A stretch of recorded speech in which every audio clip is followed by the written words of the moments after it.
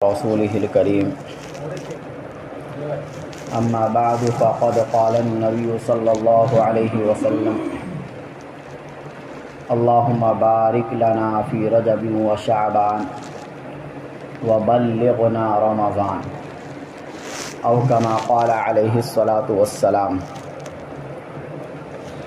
سامعین محترم اور معزز ساتھیوں، یہ شعبان کا مبارک مہینہ چل رہا ہے۔ اب اس کے بعد جو مہینہ آنے والا ہے وہ مہینہ رمضان کا ہے، اور ہمارے نبی صلی اللہ علیہ وسلم رمضان کے آنے سے پہلے رمضان کی تیاری کا حکم بھی دیتے تھے اور خود اس پر عمل بھی کرتے تھے اور دعائیں بھی کرتے تھے۔ دعا تو اللہ کے نبی صلی اللہ علیہ وسلم 2 مہینہ پہلے سے شروع فرما دیتے تھے۔ ابھی رمضان کا مہینہ شروع ہونے میں 2 مہینہ باقی ہے۔ رجب کا مہینہ جیسے ہی شروع ہوتا تھا، اللہ کے نبی صلی اللہ علیہ وسلم ایک دعا مانگتے تھے، اللہم بارک لنا فی رجب و شعبان، اے اللہ ہمارے رجب اور شعبان میں برکت عطا فرما، وبلغنا رمضان، اور ہمیں رمضان تک پہنچا۔ یعنی جب رجب کا مہینہ شروع ہو گیا، بیچ میں 1 مہینہ باقی ہے، تو اب اگر دنیا سے جانے کا فیصلہ بھی ہو ہمارے لیے تو اللہ اس فیصلے کو مؤخر فرما دے، رمضان کا مہینہ ہاتھ سے نہ جائے۔ تو اللہ کے نبی صلی اللہ علیہ وسلم عام طور سے لمبی زندگی کی دعا نہیں مانگتے تھے، کیونکہ موت مقدر ہے، وہ آ کر رہنی ہے، اور لمبی زندگی کی دعا وہ آدمی مانگتا ہے جن کو دنیا سے بہت محبت ہو، مال و دولت سے بہت محبت ہو، لیکن جن کو اللہ کی ملاقات کا یقین ہے وہ لمبی زندگی کی خواہش نہیں رکھتا ہے وہ۔ تو عام طور سے اللہ کے نبی صلی اللہ علیہ وسلم ایسی کوئی دعا نہیں مانگتے تھے کہ میری عمر بہت لمبی ہو جائے، لیکن رمضان کے لیے ضرور دعا مانگتے تھے کہ مجھے رمضان تک پہنچا، اس سال کا رمضان ہمارے ہاتھ سے جانے نہ پائے، کیونکہ رمضان کی قدر اور قیمت جتنا ہمارے نبی صلی اللہ علیہ وسلم جانتے تھے، ہم اور آپ نہیں جان سکتے۔ رمضان کی کیا قیمت ہے اس کا اندازہ تو ویسے دنیا میں نہیں لگا سکتے ہیں، لیکن مرنے کے بعد ہمیں اور آپ کو اندازہ ہو جائے گا۔ لیکن اللہ کے نبی صلی اللہ علیہ وسلم کو موت کے بعد بھی کیا ہونے والا، ان تمام چیزوں کا علم تھا۔ تو اس لیے اللہ کے نبی صلی اللہ علیہ وسلم دعا کثرت سے مانگا کرتے تھے، اور جب شعبان کا مہینہ آتا تھا تو شعبان کے مہینے میں روزے کے ذریعے سے رمضان کی تیاری شروع کر دیتے تھے، کثرت سے روزہ رکھتے تھے۔ اور کثرت سے روزہ کیوں رکھتے تھے؟ یہ رمضان کی تیاری کے لیے رکھتے تھے، کیونکہ رمضان کی خاص عبادت روزہ ہے، اور اللہ کے نبی شعبان میں کثرت سے روزہ رکھا کرتے تھے۔ اور رمضان کے آنے سے پہلے ہی اللہ کے نبی ایک لمبا خطبہ دیا کرتے تھے، اور اس خطبے میں یہ فرماتے تھے کہ تمہارے اوپر ایک مبارک مہینہ آنے والا ہے، بابرکت مہینہ آنے والا ہے، ایک ایسا مہینہ کہ جس مہینے میں اللہ نے بہت زیادہ برکتیں رکھی ہے، بے شمار برکتیں، ہر اعتبار سے، ظاہری برکتیں، روحانی برکتیں، ہر اعتبار سے برکتیں اس میں ملیں گی۔ تو اللہ کے نبی صلی اللہ علیہ وسلم صحابہ کرام کے ذہنوں کو پہلے سے تیار کر دیتے تھے کہ رمضان کے مہینے کے آنے سے پہلے اپنے ذہن کو پہلے سے تیار کر لو کہ رمضان کے مہینے میں ہمیں اور آپ کو کرنا کیا ہے، اور وہ ہے کثرت سے روزہ رکھنا۔ اس کے ذریعے سے اللہ کے نبی صلی اللہ علیہ وسلم خود بھی روزہ رکھا کرتے تھے، اور صحابہ کرام بھی اللہ کے نبی کو دیکھ کر کثرت سے روزہ رکھا کرتے تھے۔ حضرت عائشہ صدیقہ رضی اللہ تعالی عنہا بھی قضا روزے شعبان کے مہینے میں پورے کر لیا کرتی تھی۔ کیونکہ اللہ کے نبی صلی اللہ علیہ وسلم بھی اس مہینے میں روزے سے ہوتے تھے. تو حضرت عائشہ صدیقہ رضی اللہ تعالی عنہا جتنے بھی قضا روزے ہوتے تھے وہ تمام قضا روزے شعبان کے مہینے میں مکمل کر لیا کرتی تھی. تو ہمیں اور آپ کو بھی رمضان کے آنے سے پہلے شعبان میں ہی رمضان کی تیاری شروع کرنی ہے. اور اسی بنیاد پر رمضان سے ٹھیک 15 دن پہلے ایک رات آتی ہے جن کو ہم اور آپ شب برات کہتے ہیں. یہ رات بھی اس لیے آتی ہے کہ تاکہ بندہ اس رات میں اپنے آپ کو گناہوں سے پاک کر لے. اور جب رمضان کے مہینے میں وہ داخل ہو تو رمضان کے مہینے میں وہ بالکل گناہوں سے پاک صاف ہو کر داخل ہو تاکہ رمضان کی جو بے شمار نعمتیں ہیں وہ نعمتیں پہلے دن سے ہی ملنی شروع ہو جائے اس کو, اس میں کوئی کمی زیادتی نہ ہو. کیونکہ گناہوں کے ساتھ جب ہم رمضان میں داخل ہوں گے تو اللہ کی رحمتیں, مغفرتیں اور جہنم سے آزادی کے جو پروانے ہیں ان تمام چیزوں سے محروم ہو جائیں گے. رسمی طور پر تو رمضان ہمارا پورا ہو جائے گا, لیکن اللہ جس طریقے سے چاہتے ہیں کہ ہمارا اور آپ کا رمضان پورا ہو اس طریقے سے پورا نہیں ہو پائے گا. اسی لیے رمضان کے آنے سے پہلے کچھ کام کرنے بہت ضروری ہے تاکہ ہم رمضان میں مکمل تیاری کے ساتھ داخل ہوں. سب سے پہلی چیز تو یہ کہ ہم توبہ کریں. یہ سب سے ایک نمبر کی چیز ہے, کیونکہ کوئی بھی انسان یہ دعویٰ نہیں کر سکتا کہ ہم سے گناہ نہیں ہو رہے ہیں. گناہ صغیرہ بھی ہوتے ہیں, گناہ کبیرہ بھی ہوتے ہیں, ہم معصوم نہیں ہیں. انسان ہے, انسان میں خیر اور شر دونوں ہیں.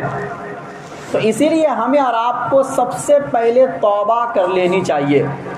توبہ کا مطلب کیا ہوتا ہے کہ مکمل سابقہ گناہوں سے, جو ہمارے اس سے پہلے کے جتنے بھی گناہ ہیں جن کو ہم جانتے ہیں, اپنی زندگی کے بارے میں سب سے زیادہ ہم جانتے ہیں کہ ہم کون سے گناہ کثرت سے کرتے ہیں, کون سے گناہ ہم سے بار بار ہوتے ہیں اور کون سے گناہوں کی عادت ہم سے چھوٹتی نہیں ہے. تو اسی لیے ضروری ہے کہ ان تمام گناہوں سے ہم اپنے آپ کو توبہ کریں. توبہ کا مطلب یہ ہوتا ہے کہ ہم آئندہ اس گناہ کو نہ کرنے کا پختہ عزم اور ارادہ کریں کہ یہ گناہ آگے چل کر نہیں ہوں گے, ایک دم مکمل ارادہ. پھر اگر اچانک وہ گناہ ہو جائے پھر توبہ کر لے, لیکن پلاننگ کے ساتھ, ارادے کے ساتھ کوئی گناہ نہیں ہونا چاہیے. ایک مومن کی یہ شان نہیں کہ کسی گناہ کا وہ ارادہ کرے, پلاننگ کرے مکمل, پھر وہ گناہ کرے. یہ تو اللہ تعالیٰ کے مقابلے میں اپنے آپ کو بہادر دکھلانا ہے, اپنے آپ کو یہ بتلانا ہے کہ اللہ جو گناہ پر جو سزا آپ نے مقرر فرمائی ہے وہ سزا سہنے کے لیے ہم تیار ہیں. یہ بہادر بننا اللہ تعالیٰ کے سامنے, اور اللہ تعالیٰ کے سامنے بہادر بننا یہ اچھی چیز نہیں ہے.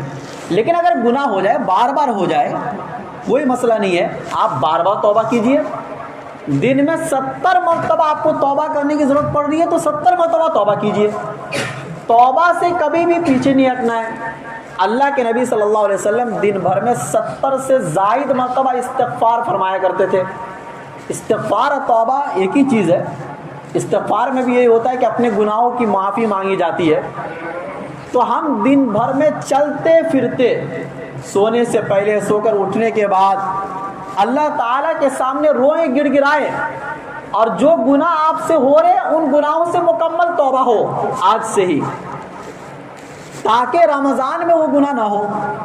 کیونکہ اگر آپ گناہوں سے توبہ نہیں کریں گے تو وہ گناہ یقینی طور سے رمضان میں ہوں گے. ایک انسان بدنظری کا شکار ہے, وہ بدنظری سے اگر توبہ نہیں کرے گا تو رمضان میں بھی بدنظری کرے گا. ایک انسان جھوٹ بولتا ہے, جھوٹ بولنے سے توبہ نہیں کرے گا تو رمضان میں بھی جھوٹ بولے گا. وہ غیبت کرنے کی عادت ہے, اس سے اگر توبہ نہیں کرے گا تو رمضان میں بھی غیبت کرے گا.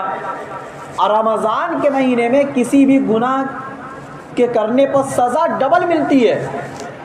جس طریقے سے نیکی ڈبل ہے تو سزا بھی کیا ہے, ڈبل ہے. تو اسی لیے اس مہینے کے آنے سے پہلے ہم تمام صغیرہ اور کبیرہ گناہوں سے پہلے ہم توبہ کریں. پہلی چیز تو یہ ہے رمضان کی تیاری میں. رمضان کی تیاری میں دوسری چیز یہ ہے کہ تقوی حاصل کرنا. تقوی کا مطلب ہوتا ہے اللہ کا ڈر اور خوف اپنے دل میں بیٹھانا، اللہ کی محبت کو اپنے دل کے اندر بیٹھانا۔ اور ظاہر سی بات ہے روزے کا اصل مقصد اللہ نے قرآن میں تقوی بیان کیا، تو وہ تقوی ایسا نہیں ہے کہ آپ پہلے دن روزہ رکھیں گے تو آپ متقی بن جائیں گے، ایسا تو نہیں ہے نا۔ اسی لیے ہم دیکھتے ہیں کہ رمضان کا پورا مہینہ گزر جاتا پھر بھی آدمی متقی نہیں بنتا ہے، پورے مہینے روزہ رکھ کر بھی متقی آدمی نہیں بن پاتا ہے۔ اس کی وجہ یہ ہے کہ رمضان کو جس طریقے سے گزارنا چاہیے اس طریقے سے ہم نے گزارا نہیں۔ اللہ کی محبت کو اور اللہ کے ڈر اور خوف کو رمضان سے پہلے اپنے دلوں میں بیٹھانا پڑے گا، تبھی رمضان میں روزے کا مقصد ہمیں حاصل ہوگا۔ پہلے دن سے ہم وہ کام شروع کریں گے تو پھر رمضان کا اکثر حصہ تو یوں ہی گزر جائے گا تیاری میں، حالانکہ رمضان تیاری کا مہینہ نہیں ہے، رمضان مکمل عمل کرنے کا مہینہ ہے۔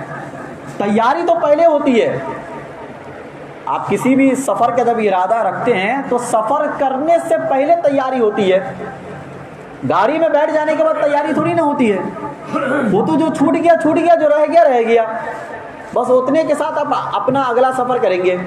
تو اسی طریقے سے رمضان سے پہلے اگر آپ تقوی حاصل کر لیں گے تو اس تقوی میں مزید اضافہ ہوگا، اور ہو سکتا ہے اللہ آپ کو قبول کر لے تقوی کے لیے۔ اصل تو اللہ کی قبولیت ہے، اللہ یہ دیکھیں گے کہ یہ بندہ صحیح معنوں میں تقوی حاصل کرنا چاہتا ہے، جبھی تو وہ رمضان سے پہلے تیاری شروع کر دیا۔ تو دوسری چیز جو ہے کہ اپنے دل میں اللہ کا ڈر اور خوف بیٹھانا، اللہ کی محبت کو اپنے دلوں کے اندر ڈالنا۔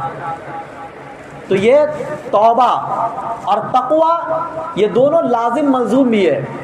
ایک آدمی اگر تمام گناہوں سے توبہ کرے گا اور آئندہ نہ کرنے کا پختہ عزم ارادہ کرے گا تو یہ سمجھیے کہ وہ آدمی تقوی بھی حاصل کر رہا ہے۔ تو دونوں ایک دوسرے کے لیے لازم اور ملزوم ہیں۔ اسی طریقے سے چونکہ رمضان کے بارے میں ہم اور آپ جانتے ہیں کہ وہ قرآن کا مہینہ ہے اور اسی مہینے میں قرآن کریم نازل ہوا، تو ہمیں رمضان سے پہلے تیسرا کام کیا کرنا ہے؟ کثرت سے تلاوت کی عادت ابھی سے ڈالیں گے، تب جا کر رمضان میں ہم تلاوت کر پائیں گے۔ جن کو تلاوت کی عادت نہیں ہوتی ہے نا، وہ اگر قرآن لے کر بیٹھتے 10 منٹ بھی بیٹھتے تو ان کو بہت عجیب سا لگتا ہے، وہ اندر سے دل نہیں مانتا ہے، دنیا کی طرف اس کا ذہن رہتا ہے، دنیا کی محبت اس کے ذہن میں بیٹھی ہوئی ہے، تو اس لیے تلاوت کرنے میں دل نہیں لگتا ہے۔ لیکن آپ تلاوت کا ایک وقت پہلے سے طے کر لیں گے تو آپ کا ایک نظام بن جائے گا، آپ کو اس وقت کی عادت لگ جائے گی، پھر رمضان میں بھی اسی وقت میں آپ تلاوت کر سکتے ہیں بہت آسانی کے ساتھ۔ اور تلاوت کا سب سے بہترین وقت تہجد کا وقت ہوتا ہے، سب سے بہترین وقت۔ اللہ کے نبی صلی اللہ علیہ وسلم تہجد کی نماز لمبی لمبی پڑھا کرتے تھے، اس کی وجہ یہ تھی کہ اس میں تلاوت کیا کرتے تھے۔ تو چونکہ اللہ کے نبی صلی اللہ علیہ وسلم کے اوپر قرآن اترا تو وہ حافظ قرآن بھی تھے، ہم اور آپ سب حافظ قرآن ہوتے نہیں ہیں، تو اسی لیے ہم چھوٹی چھوٹی سورہ پڑھنے کے بعد پھر قرآن کی تلاوت کے لیے بیٹھ جائیں، یہ طریقہ ہمارا اپنا سکتے ہیں۔ تو تیسری چیز یہ ہے کہ رمضان سے پہلے تلاوت کی عادت ایک وقت بنا کر ڈالے، یہ نہیں کہ کبھی صبح کر رہے، کبھی شام کر رہے، کبھی دوپہر کر رہے، پھر یہ تیاری نہیں ہے۔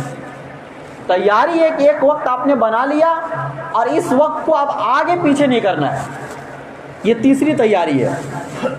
چوتھی تیاری ہے کہ دیکھو رمضان کے مہینے میں بھی نماز فرض ہے، یہ نہیں کہ رمضان کے مہینے میں آپ نے روزہ رکھ لیا، تلاوت کر لیے اور نماز جیسے پہلے 11 مہینے پڑھتے تھے ویسے اس میں بھی پڑھ لیں گے تو کافی ہے، ایسا نہیں ہے۔ رمضان کے مہینے میں نماز چھوڑیں گے تو گناہ تو ہے ہی اور مہینے میں بھی چھوڑنے پر، لیکن رمضان میں چھوڑیں گے تو اور زیادہ گناہ ملے گا۔ تو اسی لیے تکبیر اولیٰ کے ساتھ ہم نماز پڑھنے کی عادت ڈالیں۔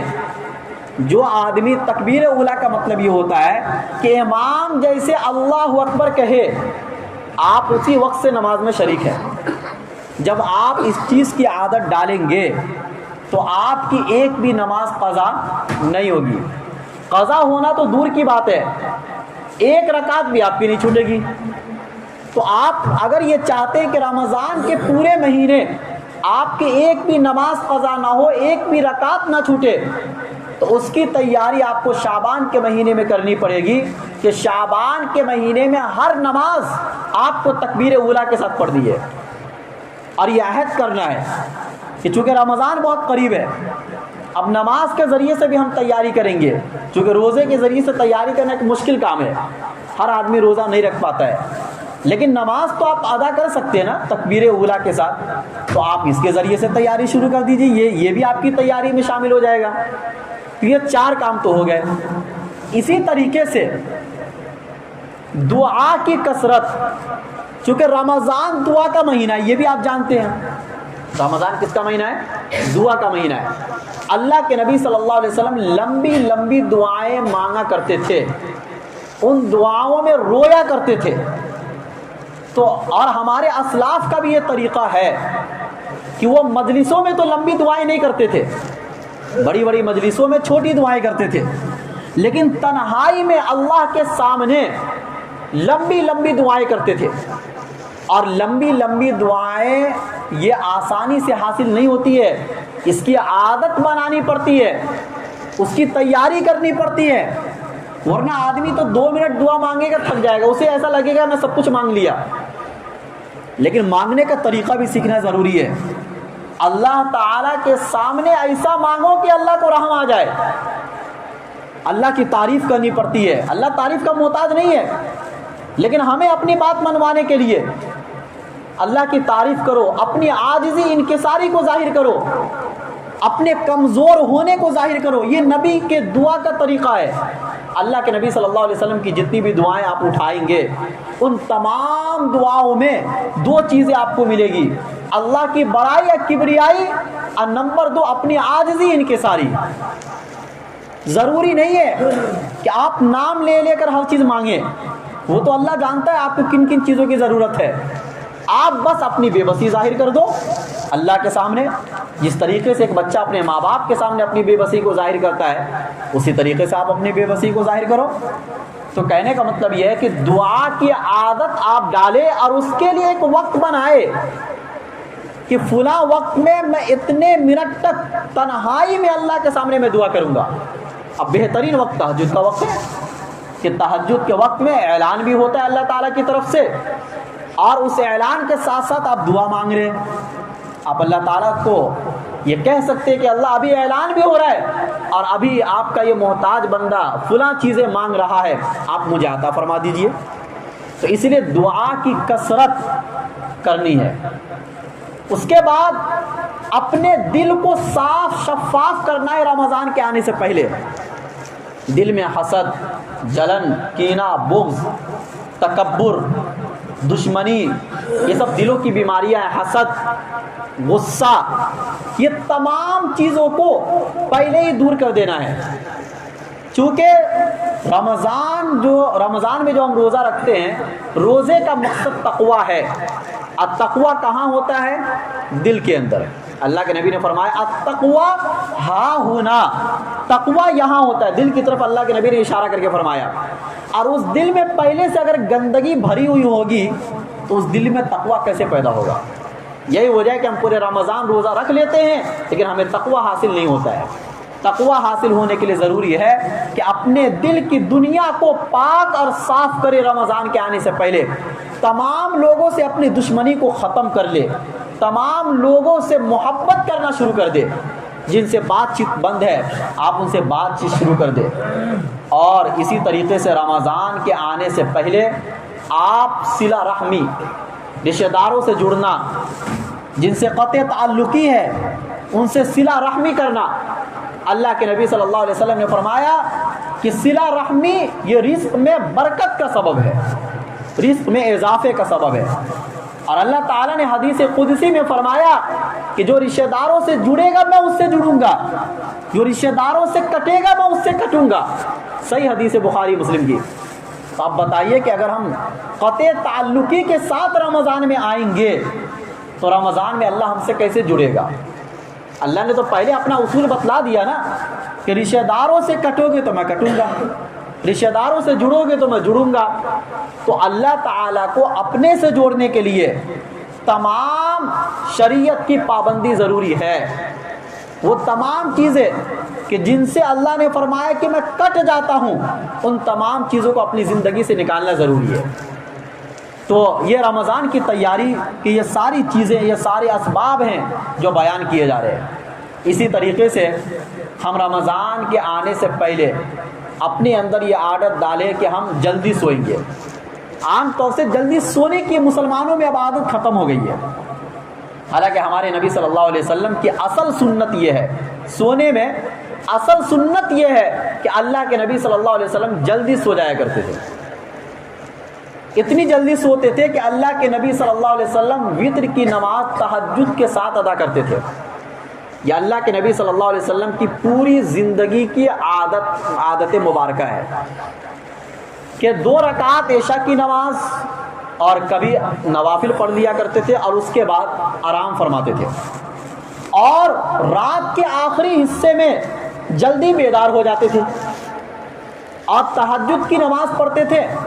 اور جب تہجد کا وقت ختم ہونے کو ہوتا تھا تو اس سے پہلے وتر پڑھ لیتے تھے۔ وتر ہمیشہ اللہ کے نبی صلی اللہ علیہ وسلم تہجد کے ساتھ پڑھے۔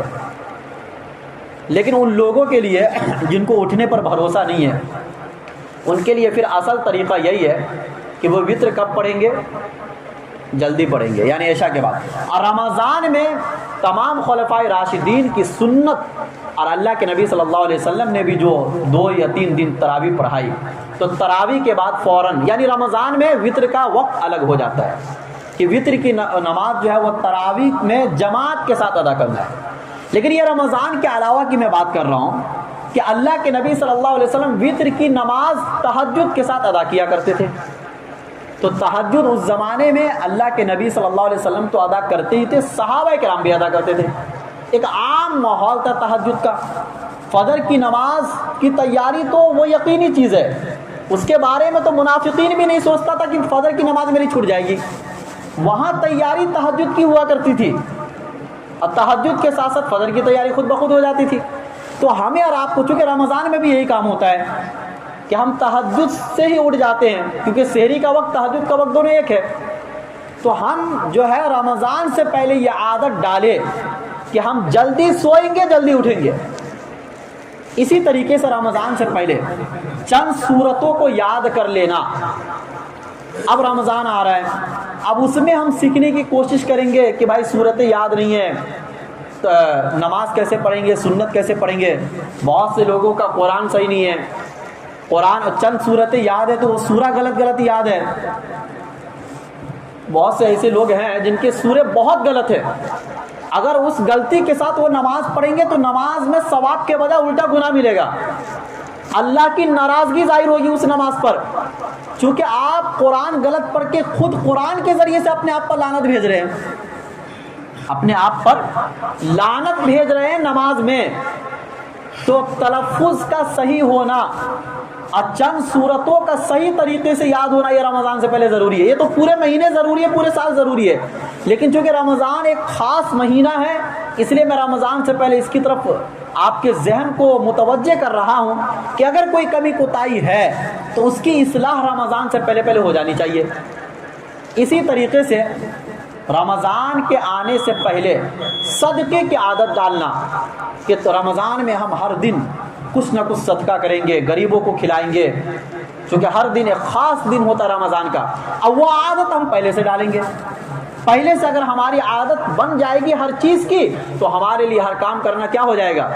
آسان ہو جائے گا۔ اسی طریقے سے رمضان کے آنے سے پہلے اگر کوئی قضا روزے ہیں پچھلے رمضان کے یا اس سے پہلے کے رمضان کے، یعنی فرض روزے کے قضا ہیں جو ابھی رہ گئے، ابھی تک ہم نے رکھے نہیں ہیں، تو شعبان کے مہینے میں ان روزوں کی قضا کر لے۔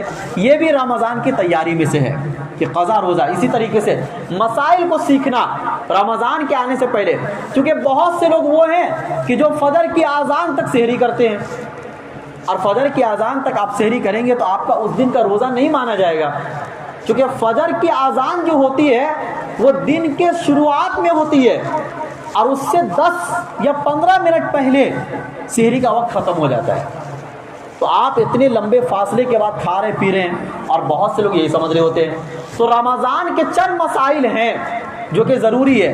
اچھا، جو مسائل ضروری وہ عوام پوچھتی نہیں ہے، جو غیر ضروری مسائل ہے وہی پوچھتے ہیں کہ ناخن کاٹنے سے روزہ ٹوٹتا ہے کہ نہیں، بال کاٹنے سے روزہ ٹوٹتا ہے کہ نہیں ٹوٹتا، حالانکہ بال کا ناخن کا روزے سے کوئی تعلق نہیں ہے، بال اور ناخن کا روزے سے کوئی تعلق نہیں ہے۔